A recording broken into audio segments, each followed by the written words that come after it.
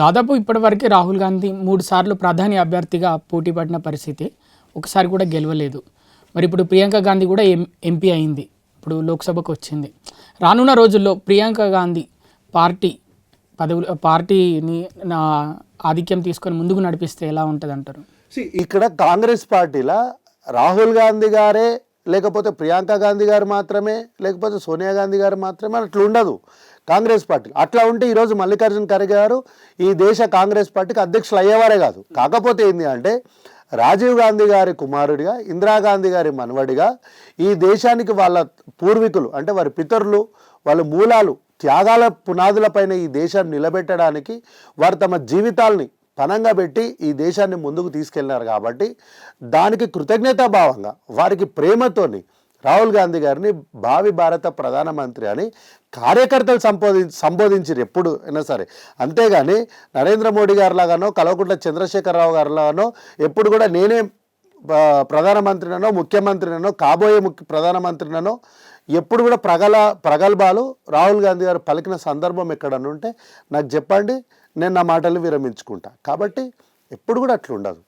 అంటే ఇందిరాగాంధీని చూసినట్టే ఉంది ఈవిని చూస్తే, ప్రియాంక గాంధీని చూస్తే అని చాలామంది అంటున్నారు. అది ఎవరో రాజకీయ విశ్లేషకులు కాదు, ఏకంగా ప్రజలే అంటున్నట్టు వార్తలు వస్తున్నాయి.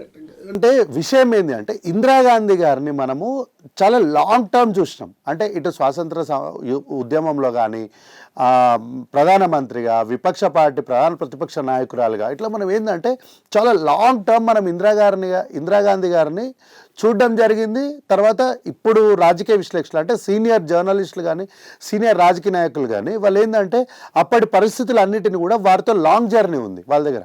రాజీవ్ గాంధీ గారు ఏంటి అంటే అనుకోని దురదృష్టవశాత్తు చాలా షార్ట్ పీరియడ్ వారు విదేశాల్లో చదువుకున్నారు, తర్వాత పైలట్గా పనిచేశారు, తర్వాత చాలా కొద్ది కాలమే ప్రధానమంత్రిగా పనిచేయడం వల్ల రాజీవ్ గాంధీ గారు ఏంటి ఎవరు అనేది ఈ తరం ఉన్న వాళ్ళకు లేదా వచ్చే తరాల్లో కొంచెం పరిచయం తక్కువ. కాకపోతే ఇందిరాగాంధీ గారు ఏంటి అంటే షీజ్ ఎన్ వాస్ట్ లీడర్, అంటే longest term first female prime minister of ఇండియాగా పనిచేయడము, తర్వాత ఎన్నో సంస్కరణలో తానే నేరుగా బోల్డ్ డెసిషన్స్ తీసుకోవడము, ఎంతోమంది ఉగ్రవాదుల్ని లేకపోతే ఈ దేశ సమగ్రతకు విఘాతం కలిగించే వాళ్ళపైన బోల్డ్గా డెసిషన్స్ తీసుకోవడము, తర్వాత బంగ్లాదేశ్కి లిబర్టీ అంటే వాళ్ళకి స్వాతంత్రం రావడానికి పాకిస్తాన్ యుద్ధం ప్రకటించి ఆ పాకిస్తాన్ని వాళ్ళు ఓడగొట్టి ఆ యుద్ధంలో గెలుపొంది కాళికామాత అని అట్లాంటి మాటలు తెచ్చుకోవడంలో సో వారి పాత్ర ఎక్కువ ఉంది రాజకీయాల్లో. When compare to Rajiv Gandhi garu వారికి ఎక్కువ ఉంది. కాబట్టి చాలామంది ఏంటంటే ఇందిరాగాంధీ పార్టీకి ఇప్పుడు ఊపు వచ్చింది అనుకుంటున్నారా ప్రియాంక గాంధీ వల్ల, ఆమె లోక్సభకు రావడం వల్ల? ఆల్వేస్ అంటే గతంలో ప్రియాంక గాంధీ గారి రాజకీయ అరంగేటం అనేది ఖచ్చితంగా అది పార్టీకి లాభకరమే. అంటే మనం చేదోడు వాదోడు అంటాం కదా. సో ఏంది అంటే ఇన్నాళ్ళు రాహుల్ గాంధీ గారు చేసింది ఏంటంటే ఒంటరి పోరాటం. ఇప్పుడు ఏంటంటే కొంత బ్యాకప్ దొరికింది, కొంత స్ట్రాంగ్ ఉంది, రాహుల్ గాంధీ గారికి కూడా కొంత బలం చేకూరింది. సో ఏంది అంటే మనం ఒక యుద్ధం చేసేటప్పుడు యుద్ధం చేసేటప్పుడు ఎంత సైన్యం ఉన్నా కూడా, లక్షల మంది సైన్యం ఉన్నా కూడా ఒక సైన్యాధిపతి ఉంటే ఆ రాజుకున్న బలం వేరు. లేదంటే ఒక మంత్రి ఉంటే, తెలివైన మేధావి అయినటువంటి సమర్థమైనటువంటి మంత్రి ఉన్నప్పుడు ఆ రాజుకున్న బలమే వేరు. కాబట్టి ఎంతమంది కాంగ్రెస్ పార్టీ కుటుంబ సభ్యులు, సైనికులు, కార్యకర్తలు, అభిమానులు, అనుచరులు, శ్రేయోభిలాషులు ఇట్లా ఎంతమంది ఉన్నా కూడా డెఫినెట్లీ ప్రియాంక గాంధీ గారు రాహుల్ గాంధీ గారి పక్కన పార్లమెంట్లో ఉండడం అనేది రాజుగా